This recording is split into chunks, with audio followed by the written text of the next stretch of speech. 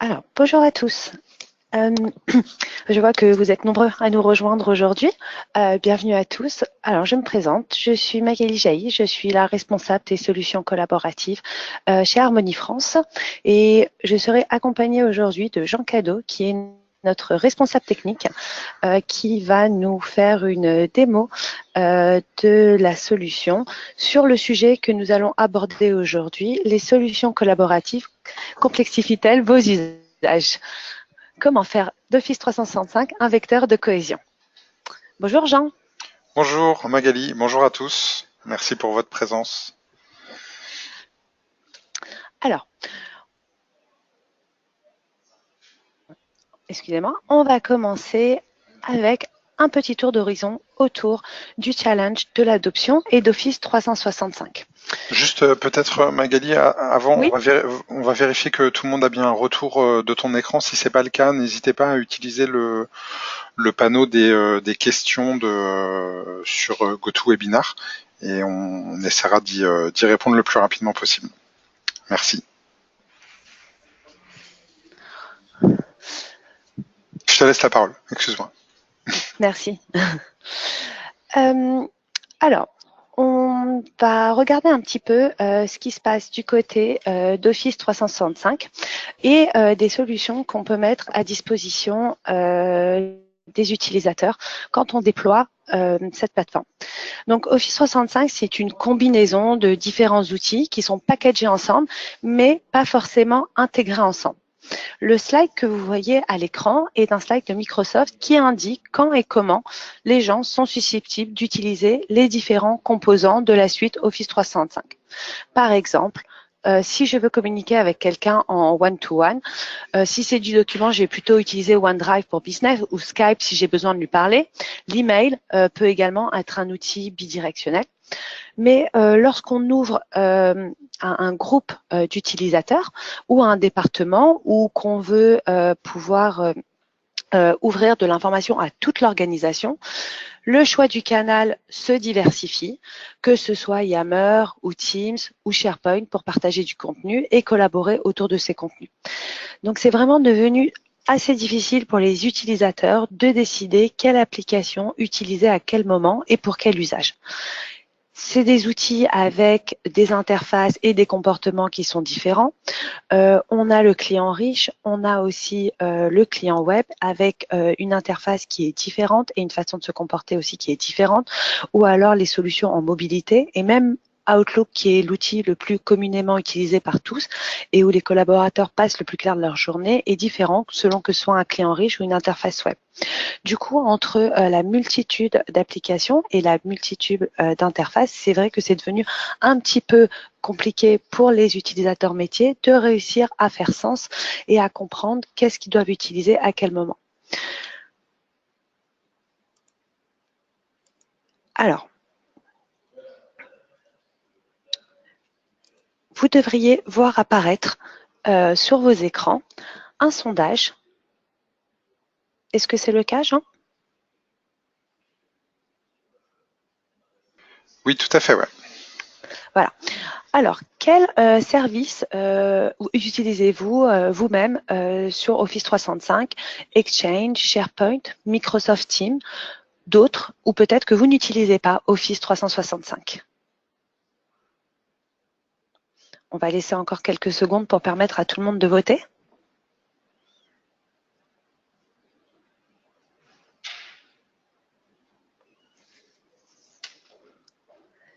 Très bien.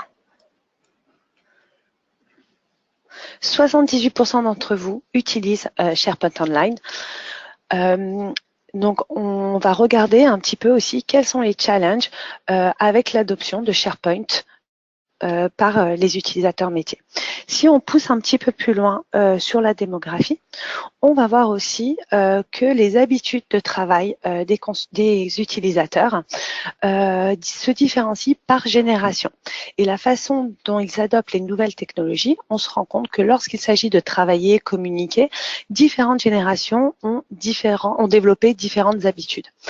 Par exemple, On utilise beaucoup les meetings en one-to-one ou alors les meetings virtuels.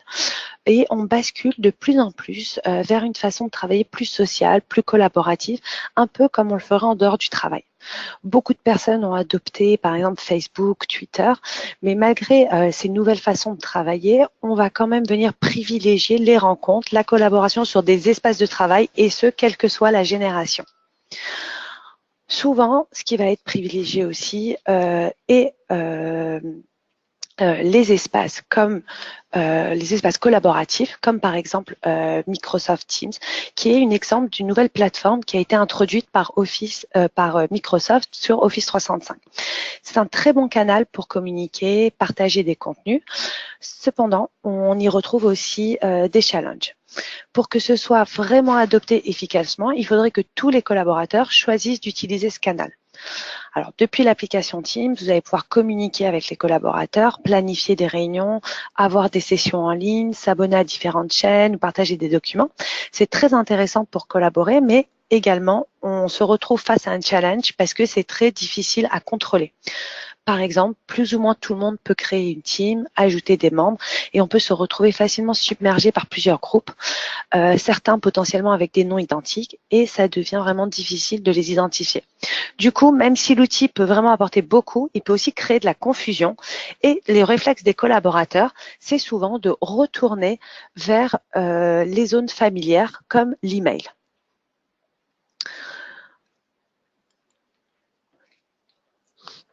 Aujourd'hui, on va regarder ce que peut apporter Harmony dans une approche simplifiée autour d'Office 365 et de SharePoint.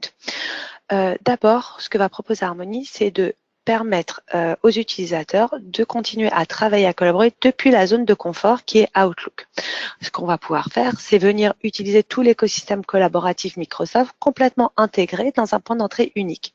On va pouvoir venir faire du drag and drop de documents vers Office et SharePoint, stocker, classifier les documents, les organiser et surtout de pouvoir venir retrouver du contenu qui a été stocké sur SharePoint facilement et pouvoir le réutiliser.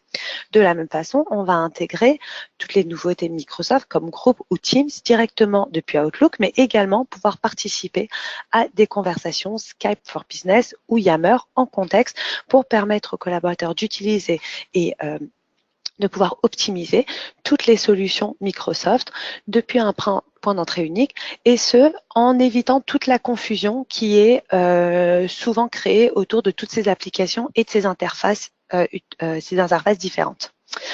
On va maintenant passer à la démo pour vous montrer de quoi ça a l'air. Je vais laisser Jean reprendre la main.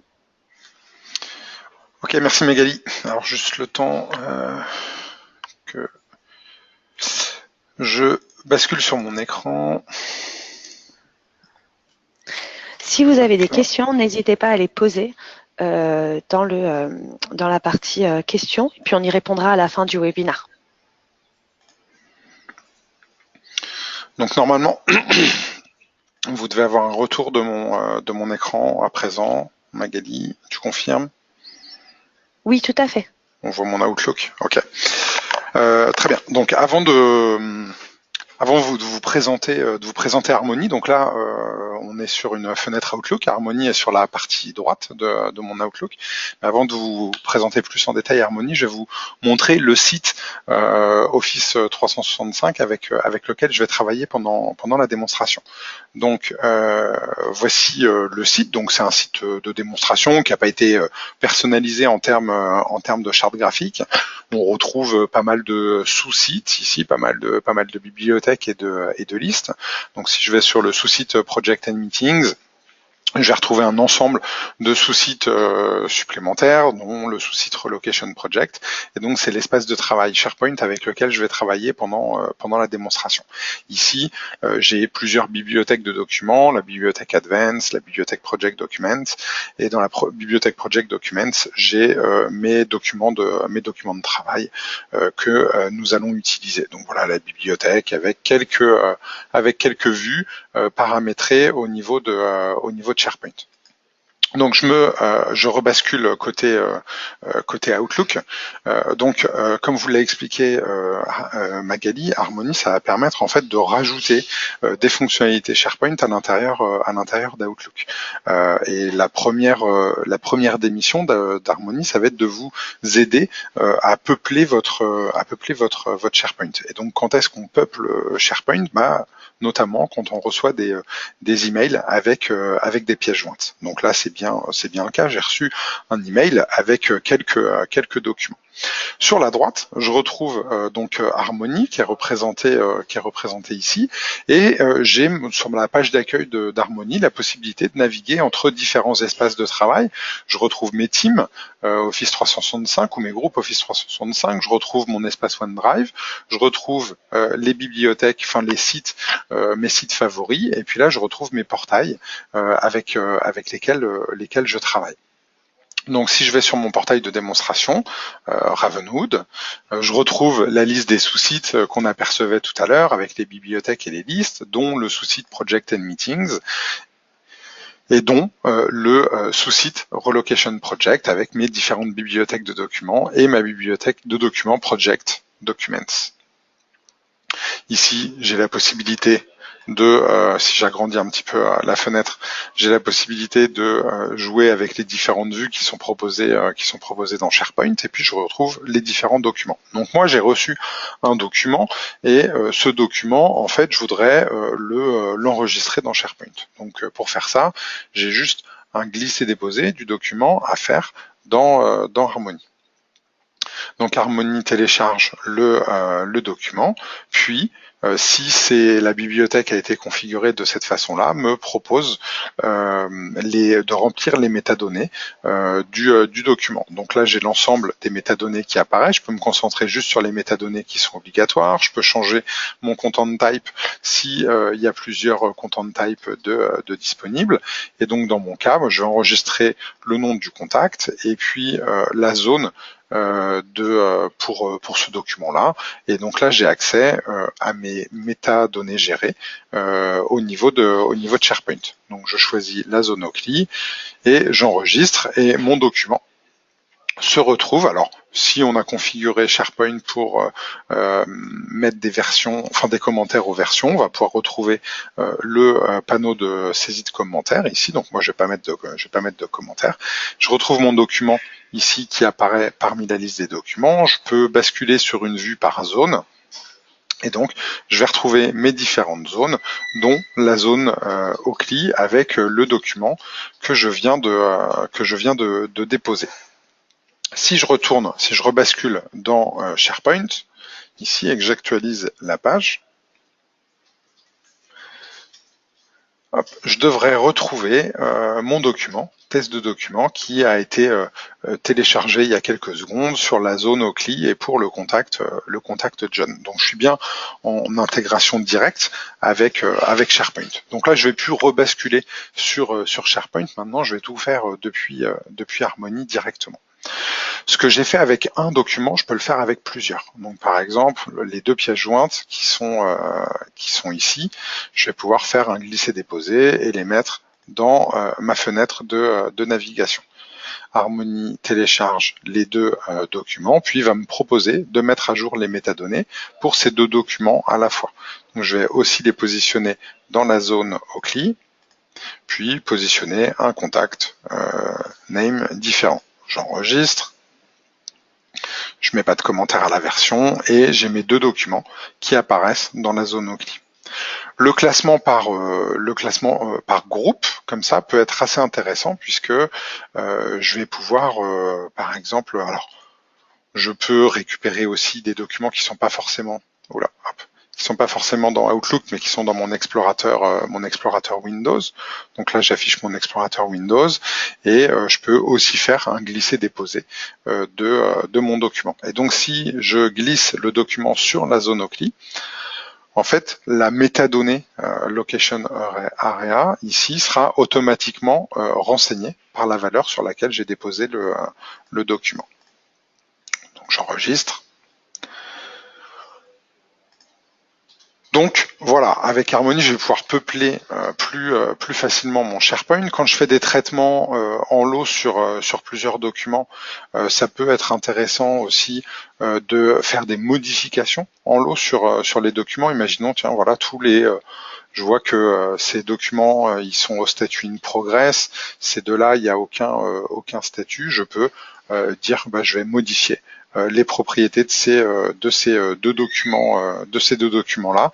Et pour le statut, je vais mettre que c'est à completed. Donc j'ai la possibilité de mettre à jour des propriétés sur plusieurs documents à la fois. Ah oui, non, c'était le proposal status que j'ai modifié. Donc ça peut être assez intéressant, ça peut vous permettre de faire des modifications sur les métadonnées sans forcément le faire depuis SharePoint. Ce qui est aussi très intéressant avec Harmony, c'est qu'on va considérer l'email comme un document à part entière. Ça peut être intéressant d'avoir un email, par exemple ici un devis signé. Donc j'ai le devis qui est signé, qui est une pièce importante, mais finalement qui n'est pas une pièce légale, et le contenu du message qui pourrait être important. Donc j'ai envie de sauvegarder le tout, pas forcément sauvegarder que le devis. Donc je vais pouvoir faire un glisser-déposer de l'email. Donc là sur ma zone Oakley, et donc Harmony détecte que on a glissé-déposé un email et non pas un document. Donc du coup, il me propose la mise à jour de métadonnées différentes puisqu'il a appliqué un content type différent. Et donc je retrouve ma zone ici, mais Harmony a automatiquement fait du mapping avec le nom de l'auteur du mail, le nom du destinataire, le nom du sujet. Donc je vais enregistrer, et puis du coup, au niveau d'Outlook, je vais retrouver un petit message ici qui m'indique que cet email a été sauvegardé à tel endroit dans SharePoint. Donc une fois que j'ai manipulé, que j'ai rajouté du contenu à SharePoint via Harmony, ce qui peut être intéressant, et c'est la deuxième mission d'Harmony, ça va être de manipuler ce contenu lorsque j'envoie un email à quelqu'un. Donc quand j'envoie un nouvel email, je retrouve sur la partie droite de ma fenêtre Outlook mon bandeau Harmony, que je vais pouvoir retourner sur mon espace de démo ici, et je vais pouvoir aller chercher des documents et dire ben voilà, je voudrais envoyer un email qui contient tel document pour telle personne. Donc quand je fais un glisser-déposer du document depuis Harmony, par défaut, ça me met un lien vers le document. Si j'appuie sur la touche Alt en même temps que je fais mon glisser-déposer, ça attache le document de manière complète et non pas l'email. Donc en fonction de à qui j'écris, si je sais si la personne aura accès ou pas au document dans mon infrastructure, bah, du coup je vais pouvoir choisir si j'envoie l'email avec la pièce jointe ou si j'envoie juste un lien vers le document. Si vous ne savez pas ce genre de choses, au moment où on envoie le mail, donc là je vais envoyer le mail à Magali. Au moment où j'envoie le mail, bon, il peut y avoir une première fenêtre, qu'une fenêtre optionnelle d'Harmony qui permet de dire, bah là, je détecte que vous êtes en train d'envoyer un email avec des pièces jointes. Est-ce que vous voulez que automatiquement je stocke la pièce jointe quelque part dans SharePoint, dans mes espaces documentaires Harmony et même l'email en question. Dans ce cas-là, je peux remplacer les documents par des liens. Donc là, je peux faire oui si je le souhaite. Donc moi, là, je vais pas le faire. Et l'étape d'après, au moment où Harmony essaye d'envoyer, où on va envoyer le mail, Harmony va vérifier que la personne à qui on envoie le mail va avoir les droits pour consulter les documents qui sont en pièce jointe. Et donc là, elle me dit que Magali ne devrait pas avoir accès au document qui est attaché en pièce jointe. Donc c'est un warning et ça va me permettre de prendre mes dispositions pour que Magali puisse voir le mail quand même. enfin en tout cas les pièces jointes. Donc là, on était dans un contexte très SharePoint et on va pouvoir aussi mixer, hein, puisque tout ce que j'ai fait dans SharePoint, je vais pouvoir le faire aussi avec mon OneDrive, pardon, et ma team, mes teams. Donc là, j'ai un espace OneDrive.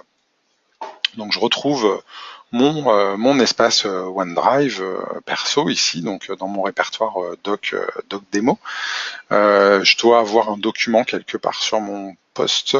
Ici, voilà, j'ai un document que je vais mettre directement dans mon OneDrive. Donc c'est un document qui était sur mon poste de travail, donc je l'enregistre dans mon OneDrive, donc il apparaît dans mon OneDrive ici. Je peux l'ouvrir si je le souhaite depuis Harmony pour faire des modifications, donc mes modifications sur OneDrive. Voilà, et une fois que mes modifications elles sont faites, que j'ai fini de travailler sur mon document, je vais le partager avec une équipe. Donc je peux le copier. Je peux copier le document, puis je vais retourner, je vais voir la liste de mes équipes ici, et dans mon équipe qui s'appelle Avant-Vente, j'ai un channel qui s'appelle Démo Harmony, et je vais pouvoir coller mon document. Donc je colle le document sur lequel j'ai travaillé dans ma team, et maintenant, tous les utilisateurs qui ont accès à Microsoft Teams vont pouvoir accéder à ce document-là. Donc si je consulte ma team ici et que j'actualise, je vois le document qu'on vient de rajouter qui est disponible. Je vais pouvoir l'éditer si je le souhaite dans Teams directement. Donc là, on peut imaginer que n'importe quelle personne ayant accès à la team peut faire des modifications. Donc voici mes modifs dans Teams. Elles sont en cours d'enregistrement. Puis je peux démarrer une conversation avec mon équipe autour du document. Donc voilà. Que pensez-vous de cette version? Toc. Voilà, si je ferme tout ça, je retrouve ma conversation au niveau de mon channel, le lien vers le document qu'on a modifié. Alors j'imagine que il y a pas mal de personnes qui viennent, qui vont répondre, ok pour moi, qui vont dire moi j'ai fait quelques modifications, etc., etc. Donc on travaille de manière collaborative sur le document, et une fois que le document est validé côté Teams, je vais pouvoir, si je le souhaite, l'envoyer, enfin l'utiliser pour le déposer quelque part dans SharePoint. Donc je vais revenir sur ma bibliothèque de travail.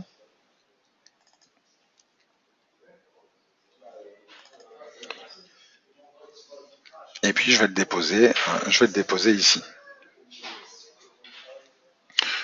J'ai des métadonnées à renseigner, toujours. Je les enregistre, un commentaire de version éventuellement, et j'ai mon document qui est là. Je peux afficher un aperçu si je le souhaite, et donc je vais voir le contenu du document qui a été construit de manière collaborative à la fois dans OneDrive, dans Teams, et qui est maintenant à dispo de tout le monde dans la bibliothèque SharePoint. Donc voilà comment en fait Harmony va me faciliter la collaboration entre mes différents utilisateurs en partant du principe en fait que Outlook est l'outil que dont mes utilisateurs se servent en permanence. En général, c'est le cas, hein, c'est le premier outil que tout le monde lance le matin en arrivant au travail, puis ferme le soir juste avant de partir. Donc ça va me permettre de retrouver tous mes espaces documentaires depuis un unique outil. Et bien évidemment, je vais pouvoir enregistrer des espaces de travail dans mes favoris pour pouvoir revenir dessus plus rapidement. J'ai aussi un onglet en fait mise à jour ici avec une petite pastille rouge pour me dire qu'il y a des mises à jour qui ont été faites sur les sites que je suis. Donc je vois les dernières modifications qui ont été faites sur les bibliothèques que je suis. Donc c'est l'équivalent des abonnements aux bibliothèques dans SharePoint, mais c'est un petit peu moins intrusif. Plutôt que de vous envoyer un email, ça met à jour un onglet avec une liste de toutes les modifications qui ont été faites. Dernier point intéressant, Harmony dispose d'une application mobile qui va être disponible sur tous les terminaux iOS, Android, Windows, et qui va permettre en fait de retrouver tout son espace de travail Harmony en mobilité et de pouvoir enregistrer des pièces jointes depuis son terminal mobile quelque part dans SharePoint, en passant par l'appli Harmony, par les favoris Harmony, ou l'enregistrer dans OneDrive ou dans Teams, et peu importe le client mail qui est utilisé. Donc merci Jean. Voilà ce que je voulais vous montrer. Nous allons répondre à quelques questions. Alors, nous avons une personne qui nous demande qu'est-ce que les métadonnées. Est-ce que peut-être tu veux expliquer rapidement ce que sont les métadonnées? Oui, alors pas de souci. Alors les métadonnées, c'est un concept SharePoint qu'on retrouve pas au niveau de OneDrive ou de Teams, et qui permet en fait de classer les documents. Donc si je reviens sur ma bibliothèque Project Document, ici les métadonnées, ça correspond à chacune des colonnes qu'on peut retrouver ici. Donc classiquement, quand on est dans un système de fichiers Windows, on va avoir des métadonnées sur la date à laquelle le document a été créé, a été enregistré, qui l'a mis à jour, le nom du document. Donc on a ces quelques propriétés là. Et en fait, l'intérêt dans SharePoint des métadonnées, c'est que on va pouvoir créer autant de métadonnées qu'on souhaite, et ça va pouvoir être des choses un petit peu métier. On va pouvoir mettre un statut, une zone, qu'est-ce qu'il y a d'autre ici, le nom d'un contact, des choses comme ça. Donc on peut vraiment mettre tout ce qu'on veut ici. Et du coup, après, on va pouvoir faire des tris, des recherches, des classements par rapport aux métadonnées. Et donc c'est un concept SharePoint qui est utilisé et accessible depuis Harmony. C'est ce qu'on appelle aussi les propriétés ici. Et donc si j'affiche les propriétés de mon document, je les retrouve ici pour ce document-là. Alors, nous avons une deuxième question. Comment se passe le déploiement d'Harmony? Alors, bonne question. Le déploiement, donc Harmony, c'est un client, c'est un add-in qui vient se connecter en fait à votre Outlook. Donc c'est quelque chose à installer sur tous les postes des utilisateurs d'Harmony au sein de votre organisation. C'est un déploiement qui peut se faire comme via des outils de déploiement utilisés dans toutes les organisations.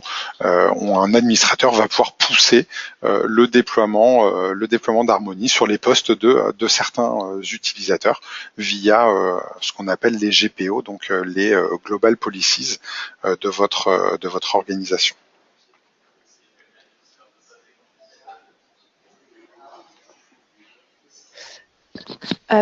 Autre question, existe-t-il une version pour OWA? Alors, il existe une version pour OWA. C'est vrai que là, je me suis concentré sur la partie Harmony client riche, pardon, Outlook client riche, mais Harmony peut aussi être installé sur des Outlook en version web. Donc, c'est un déploiement pour le coup qui va se faire par votre administrateur, qui va activer l'application de façon à ce que vous retrouviez les fonctionnalités Harmony même dans votre client léger Outlook. Et c'est aussi via cette application qu'on va adresser tous les utilisateurs de Mac, donc de terminaux desktop Apple, qui pourront, au travers d'Outlook pour Mac, avoir accès aux fonctionnalités Harmony. Ok, nous avons une autre question. Est-ce que Harmony ralentit l'indexation des emails? Alors ça n'a aucun lien en fait. Donc l'indexation des emails c'est quelque chose qui se fait au niveau d'Outlook et de votre serveur Exchange. Harmony en fait se lance quand vous démarrez Outlook, mais ça utilise des ressources différentes. Donc ça n'a pas d'impact sur l'indexation de vos emails. D'accord. J'ai quelqu'un qui me demande, Jean, qu'est-ce que l'onglet K2? Alors, j'ai pas détaillé tous les onglets. C'est vrai qu'au niveau d'Harmony, on a des options ici dans la partie options qui vont nous permettre d'activer certaines fonctionnalités supplémentaires. Par exemple, est-ce que j'active OneDrive? Est-ce que j'active Teams? Est-ce que j'active Yammer dans le cas de mon écran à moi? Et puis il y a est-ce que j'active K2? Et alors K2 c'est un outil supplémentaire que certains de nos clients utilisent et qui permet qu'on voit souvent dans des cas d'utilisation d'Office 365 et qui permet en fait de rajouter des fonctionnalités workflow au-dessus d'Office 365. Et donc l'onglet K2 permet de voir au sein d'Outlook, grâce à Harmony, la liste des tâches K2 que l'utilisateur connecté peut avoir. Et du coup, ça permet d'interagir avec les tâches K2. Là, on est toujours dans une optique de tout centraliser au sein d'Outlook de façon à ce que les utilisateurs n'aient pas à basculer de fenêtre en fenêtre. D'accord. Enfin, quels sont les prérequis techniques nécessaires avant d'installer Harmony? Donc pour installer le Harmony client riche qu'on a vu dans la démonstration, il vous faut un Windows, il vous faut un Outlook. Il n'y a pas de version minimum requise. Et puis bien évidemment, pour que Harmony fonctionne, derrière, il vous faut à minima un espace SharePoint. Donc il faut que vous ayez un serveur SharePoint accessible, disponible quelque part, que vous allez pouvoir connecter à votre Harmony. Harmony n'est vraiment pas gourmand en termes de prérequis. Merci Jean. Alors, je vais juste lancer un dernier sondage que vous voyez s'afficher sur vos écrans. Alors, je sais pas, peut-être pas en fait, parce que comme c'est moi qui diffuse, si. Moi, je le vois, mais. Ok. Voilà, on va laisser un petit peu de temps aux personnes pour répondre.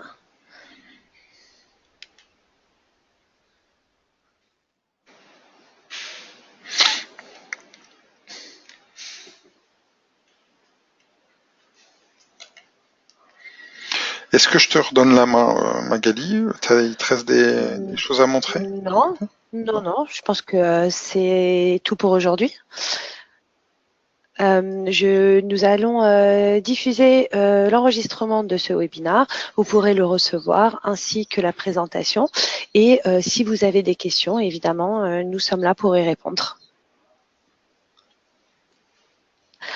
Voilà, je vais fermer le sondage.